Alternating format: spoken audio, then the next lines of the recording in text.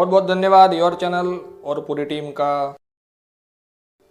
ओम नमो भगवते वासुदेवाय। गीता सुगीता कर्तव्या किमन्यैः शास्त्रविस्तरैः या स्वयं पद्मनाभस्य मुखपद्माद्विनिसृता। जय श्री राधे। नमस्कार। आनंद कंद योगेश्वर परात्पर अखिलेश्वर परब्रह्म सच्चिदानंद विग्रह भगवान श्री गोपाल कृष्ण अपनी वचनामृत धारा से अपने अत्यंत प्रिय सखा अर्जुन के मनोविकारों को दूर करते हुए हम सबको भी अपने कृपा प्रसाद का कुछ कुछ पान कराते हुए भगवान आगे बढ़ रहे हैं और हमें इस पूरी चिंतन सत्र गीता चिंतन सत्र के अंतिम पड़ाव की ओर भगवान ले चलते हैं, जो कि है मोक्ष संन्यास योग यानी 18वां अध्याय।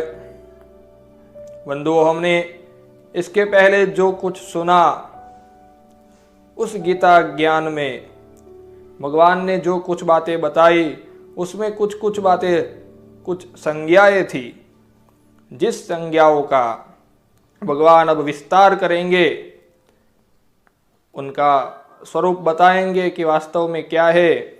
उसके बाद भगवान एक परम सिद्धांत उपस्थित करेंगे और जिसके बाद ये भगवान की गीता का उपसंहार होगा। तो अर्जुन बोले कि हे भगवान, संन्यासस्य महाबाहो तत्त्वमिच्छामि वेदितुं त्यागस्य च ऋषिकेश पृथक् केशिनिषूदन। हे भगवान, संन्यास और त्याग का आप स्वरूप बताइए मुझे। संन्यास और त्याग क्या होते हैं? तो भगवान बोले काम्यानां कर्मणान्यासं संन्यासं कवयो विदुः। अर्जुन, कई विद्वज्जन कहते हैं कि काम्य कर्मों का त्याग कर दो, यही संन्यास है। कोई कहते हैं सब कर्मों के फल का त्याग कर दो, यही त्याग है। कोई कहते हैं कि कर्म ही मत करो, ये सब बवाल है, पूरी सब कर्म दोष वाले हैं, जो भी करोगे दोष मिलेगा, ऐसा भी कोई कहते हैं, यानी कि कुछ न करो। तो भगवान कहते हैं, हे अर्जुन, इन सब के बीच मैं तुझे निश्चय पूर्वक कहता हूं कि वास्तव में त्याग क्या है। सुनो अर्जुन, यज्ञ दान और तप रूपी कर्म, यज्ञ दान और तप ये कदापि त्याज्य नहीं है, इनको तो करना ही चाहिए। एतान्यपि तु कर्माणि संगम त्यक्त्वा फलानि च कर्तव्यानीति में पार्थ। भगवान कहते हैं ये कर्म तो अहंकार रहित होकर उनकी फल की अपेक्षा को छोड़कर करने ही चाहिए अर्जुन। तो भगवान कहते हैं अगर नियतस्य तु संन्यासः कर्मणो नोपपद्यते, नियत कर्मों का स्वरूप से त्याग करना उचित नहीं है, क्योंकि हमारे लिए जो नियत कर्म कहा गया है, निश्चित हुआ है, जिस भी क्षेत्र में हम कर्म करते हैं, अगर हम नियत कर्म ही नहीं करेंगे तो सब व्यवस्था बिगड़ जाएगी। और अगर मोह से नियत कर्म छोड़ देते हैं कि अरे 8 घंटे की ड्यूटी है, थक गया हूँ, तो नियत कर्म में आप जो भी कुछ त्याग करते हैं ये तामस त्याग है, भगवान कहते हैं। फिर भगवान कहते हैं कि ये जो कुछ भी कर्म करने योग्य है ये सब करेंगे तो दुख ही मिलेगा, शरीर को कष्ट होगा, तो ये राजस त्याग हुआ। फिर भगवान कहते हैं शास्त्र विधान से युक्त कर्म करना हमारा कर्तव्य है, ऐसा कर्तव्य समझकर कर्तव्य बुद्धि से फलापेक्षा से रहित होकर द्वंद्व रहित होकर, जो समता युक्त होकर कर्म किया जाता है, ये सात्विक, उसके जो फल का त्याग किया है, सात्विक त्याग भगवान बताते हैं। संगम त्यक्त्वा फलं चैव स त्यागः सात्विको मतः। जो कर्म फल की आकांक्षा से रहित होकर किया गया, तो फल का त्याग किया, ये सात्विक त्याग वास्तव में कहा गया है। भगवान कहते हैं, नहीं देहभृता शक्यम त्यक्तुम कर्मण्यशेषतः। कोई भी देहधारी संपूर्ण कर्मों का त्याग नहीं कर सकता, इसलिए जो कर्म फल का त्याग करता है वही वास्तव में त्यागी है। भगवान ये सिद्धांत बताते हैं। भगवान कहते हैं कर्म का उत्तम, मध्यम, अधम 3 प्रकार से फल मिलता रहता है, मिश्र फल मिलता है। भगवान 5 कारण बताते हैं कर्म के, कि इनके कारण ये कर्मों की गति होती है, हम कर्म करने के लिए प्रेरित होते हैं। इसमें भगवान का उद्देश्य यही है कि आत्मा अकर्ता है। वास्तव में जो मन बुद्धि चित्त अहंकार और ये कर्ता करण, फिर दैव, हम जो विविध चेष्टाएं करते हैं, ये जो भी भगवान कहते हैं, इसमें यही बताना चाहते हैं कि आत्मा अकर्ता है। जो पागल लोग कहते हैं कि आत्मा भी करता है, सब कुछ सुख दुख भोगता है, इनके लिए भगवान यहाँ पर 5 कारण बताते हैं जिनसे कर्म में प्रेरणा होती है, हम कर्म करते हैं। तो यही हमें समझना है कि आत्मा अकर्ता है। फिर भगवान एक बड़ा सिद्धांत बताते हैं कि यस्य नाहंकृतो भावो बुद्धिर्यस्य न लिप्यते हत्वापि सैमान् लोकान् न हन्ति न निबध्यते। कि जिसके भीतर अहंकार नहीं है, मैंने किया ऐसा भाव नहीं है, जिसकी बुद्धि उसमें चिपक नहीं जाती, वो इस सारे संसार को मार कर भी कोई किसी को नहीं मारता और कुछ पाप नहीं पाता। जिसके भीतर कर्ता का भाव नहीं, अहंकार नहीं, वो इस स्थिति में आ जाता है कि हत्वापि सैमान् लोकान् न हन्ति न निबध्यते। इस सब को मारकर अर्जुन, अहंकार नहीं है, मैं मार रहा हूं ऐसी भावना नहीं है, मन बुद्धि का उसमें अटैचमेंट नहीं है, तो तुम ये करते हुए भी कुछ नहीं करते। भगवान ने रहस्य बताया। फिर कर्मों के और कर्म संग्रह के जो प्रेरक है वो तत्व बताए। फिर भगवान अब जो पूर्व में संज्ञाएं बताई थी, उन संज्ञाओं का विवरण कर रहे हैं। ज्ञान, कर्म, कर्ता, बुद्धि, धृति यानी धैर्य, धारणा शक्ति और सुख, इन सब के भगवान 3 प्रकार बताते हैं। सात्विक, राजस और तामस, ये तीनों प्रकार से ये सब होते हैं। ज्ञान है, जैसे अब ज्ञान की बात देखें तो हम देखते हैं तो जो व्यक्ति संसार के सब लोगों में एक ही परमात्मा को व्याप्त देखता है, सर्वत्र एक ही सत्ता व्याप्त है, सब जीवों के भीतर एक परम तत्व विद्यमान है, ऐसी भावना रखकर जो सबके प्रति हितैषी का भाव रखता है, ये ज्ञान सात्विक ज्ञान है। जो फिर ऐसा मानता है कि उसके तो वो तो बिलग है, उसका कोई भगवान अलग है, इसका अलग है, मेरा अलग है, ऐसे जो भिन्न भिन्न भावों को देखता है, ये राजस ज्ञानी है। और यही मानता है कि मैं ही सब कुछ हूँ, मैं ही सबसे बड़ा हूँ, मैं ही सर्वश्रेष्ठ हूँ, अपने ही भीतर ऐसा अहंकार में जो चूर हो जाता है, ये तामस ज्ञान है। इस प्रकार से भगवान ने कर्म के भी 3 प्रकार बताए हैं, जो फलापेक्षा से रहित होकर किया जाए, सबके हित के लिए किया जाए और कर्तव्य कर्म समझकर किया जाए, कुछ भी फल की आकांक्षा ना हो, ये सात्विक कर्म। फिर कुछ पाने के लिए किया जाए, राजस कर्म, किसी की हिंसा के लिए किया जाए, तामस कर्म। फिर कर्ता भी जो श्रेष्ठ हो, सत्वयुक्त हो, सबके प्रति हितैषी का भाव, अभयदान देने वाला और कर्तव्य कर्म करने वाला, फलापेक्षा से रहित होकर असंग रहकर, ये सात्विक करता है। कुछ पाने की इच्छा से करने वाला राजस करता, किसी का हित करने की बुद्धि से कुछ करता है, ये तामस करता है। बुद्धि के 3 प्रकार बताए। इसी प्रकार जो भगवत धर्म से युक्त बुद्धि है, कैसी बुद्धि? प्रवृत्तिंच निवृत्तिंच कार्याकार्ये भयाभये बंधम मोक्षं च या वेत्ति बुद्धिस्ता पार्थ सात्विकी। प्रवृत्ति निवृत्ति, क्या करना है क्या नहीं करना है, क्या उचित है क्या अनुचित है, इसका विवेक है, वो सात्विक बुद्धि। फिर धर्म अधर्म कर्तव्य अकर्तव्य में जिसको मोह हो जाता है, समझ नहीं पाता क्या करना है, वो राजस बुद्धि है। और जो ये मानती है बुद्धि कि भले ही ये अधर्म है किंतु उसको वो बुद्धि मान लेती है कि नहीं यही धर्म है, यही करना उचित है, अधर्म को भी धर्म मानने वाली बुद्धि तामस बुद्धि है अर्जुन। तो इस प्रकार से फिर भगवान आगे बोले कि धृति, धारणा शक्ति, धैर्य, इसके भी 3 प्रकार है, अच्छी, मध्यम और बुरी। ये धारणा शक्ति भी 3 प्रकार की है। और फिर सुख भी 3 प्रकार का है। भगवद विषयक सुख, भगवान की बातों से मिलने वाला जो सुख है, सात्विक सुख है। सांसारिक उपभोगों का सुख राजस सुख है।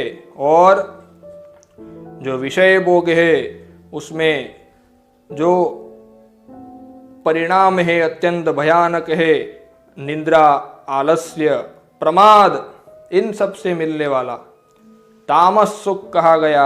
भगवान ने ये सब के प्रकार बताए।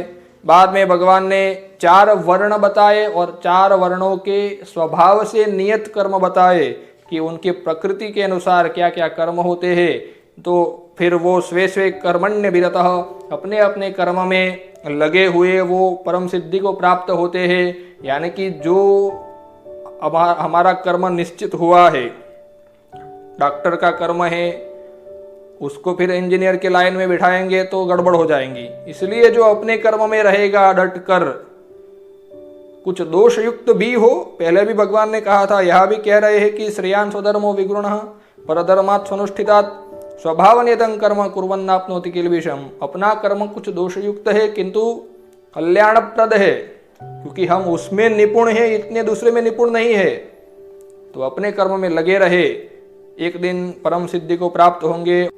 क्योंकि भगवान ने आगे कहा कि जितने भी कर्म है सब में कुछ न कुछ तो दोष है।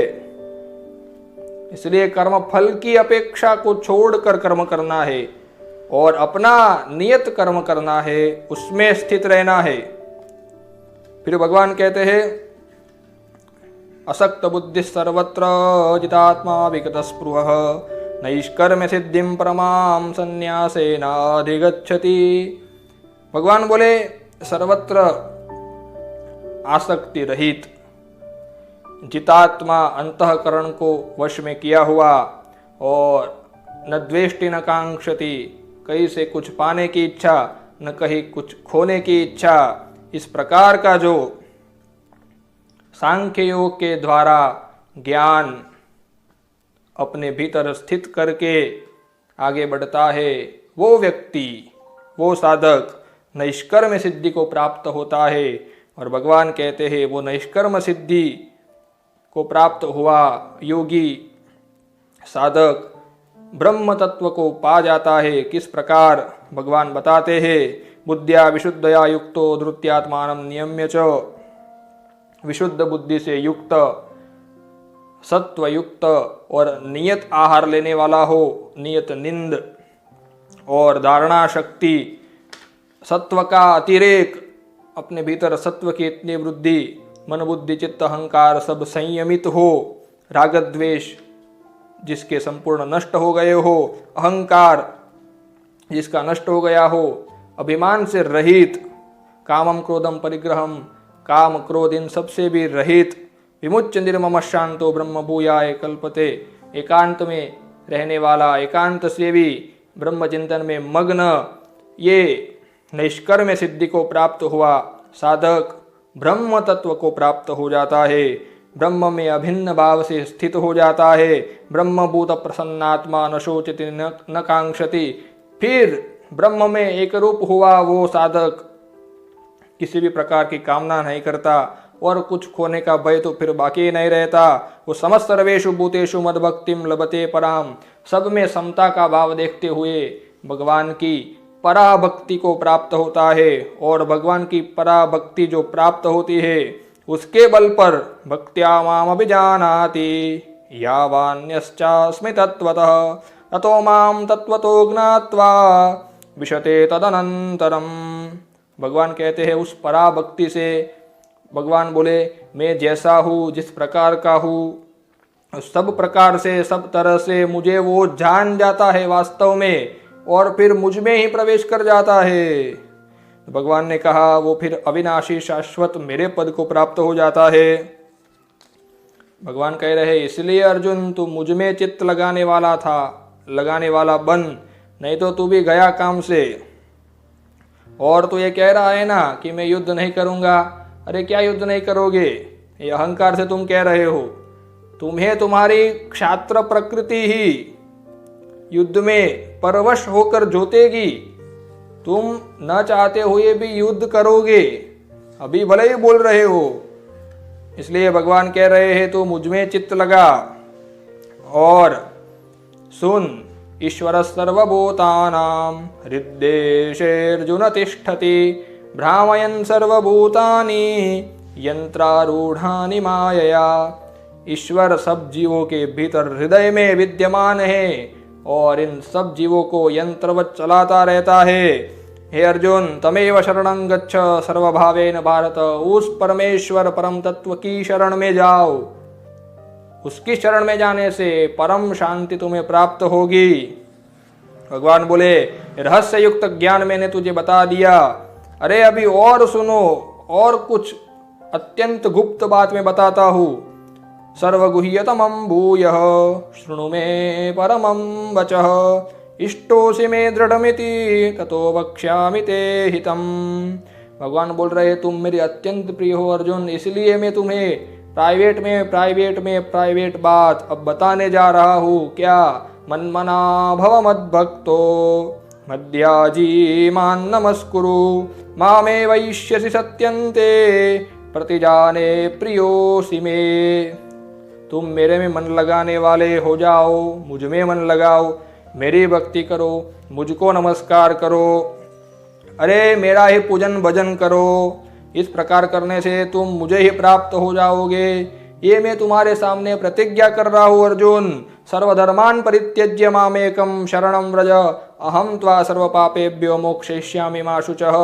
तू सब कुछ छोड़कर केवल मेरी शरण में आ जा, सब कर्तव्य धर्मों को छोड़कर अब तू केवल मेरी शरण में आ जा, मैं तेरे सब पापों को नष्ट कर दूंगा। अर्जुन तुम शोक मत करो, इस प्रकार से मेरे शरण में आ जाओ। हे अर्जुन मैंने तुम्हें रहस्यमय गीता ज्ञान सुनाया, इसको अभक्त को और अश्रद्धावान को नहीं देना चाहिए, श्रद्धावान भक्त को सुनाना चाहिए।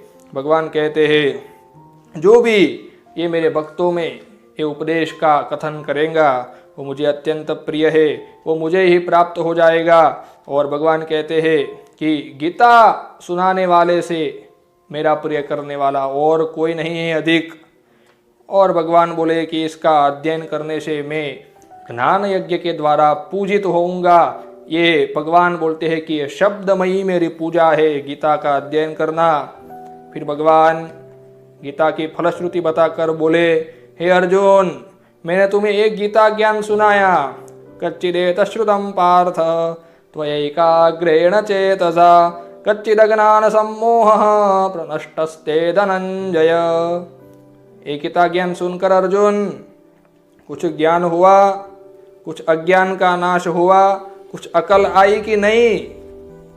अब अर्जुन बोल पड़े नष्टो मोह स्मृतिर्लब्धा त्वत्प्रसादान्मयाच्युत स्थितोऽस्मि गतसन्देहः करिष्ये वचनं तव। अर्जुन बोल पड़े कि हे भगवान अब मेरे सब संशय नष्ट हो चुके, मेरा मोह नष्ट हो गया, अब मैं अपनी स्थिति में स्थित हो चुका हूँ, मेरे सब संदेह नष्ट हो गए हैं। आपके प्रसाद से ये सब हुआ है। अब जैसा आप कहेंगे वैसा ही मैं करूंगा। आपकी आज्ञा का पालन अब मैं बिना कुछ विरोध किए करूंगा। हरिष्ये वचनं तवै बता दिया। संजय बोले कि इस प्रकार भगवान श्री कृष्ण और अर्जुन के संवाद को मैं बारंबार याद करके हर्षित हो रहा हूँ, पुलकित हो रहा हूँ। वो भगवान वेदव्यास जी की कृपा से मैंने भगवान का दिव्य स्वरूप देखा, जिसका स्मरण होते ही मैं रोमांचित हो रहा हूँ और बारंबार मेरे मन में अत्यंत हर्ष उत्पन्न हो रहा है। और तच्च संस्मृत्य रूपमत्यद्भुतम हरे है, भगवान का वो विलक्षण रूप देखकर मेरे मन में अत्यंत हर्ष हो रहा है। और ऐसा कहते कहते ही संजय बोल पड़े धृतराष्ट्र के सामने, यत्र योगेश्वर कृष्णो यत्र पार्थो धनुर्धरः तत्र श्रीर्विजयो भूतिर्ध्रुवा नीतिर्मतिर्मम। संजय बोल पड़े धृतराष्ट्र के सामने, हे राजन, जहां पर अर्जुन और भगवान श्री कृष्ण उपस्थित है वही श्री विजय कीर्ति यश ये सब का सब वही विद्यमान है और वही विजय अपनी ध्वजा लेकर पहुंच जाती है, ये बता दिया। इसी के साथ 18वां अध्याय पूर्ण होता है। हमारी यात्रा काफी समय से चली, यहाँ तक हमारी यात्रा पहुंच चुकी। बहुत से विघ्न भी आए पहले कि थोड़ा लंबा हो रहा है, थोड़ा कठिन हो रहा है। बाद में मैंने प्रयास भी किया अपनी तरह से कुछ जितना भी हो पाया। ये सब भगवान श्री कृष्ण के चरणों में समर्पित करते हुए, उस गीता जी की कृपा का अनुभव करते हुए हम अपने जीवन में गीता ज्ञान को अपनाए, आत्मसात करें, नित्य गीता चिंतन करें, श्री भगवान की वाणी का चिंतन करें और भगवान की वाणी का कृपा प्रसाद प्राप्त करें, अपने जीवन को धन्य बनाए। इसी के साथ कृष्णाय वासुदेवाय हरये परमात्मने प्रणतः क्लेशनाशाय गोविन्दाय नमो नमः। श्री गोपाल कृष्णार्पणमस्तु।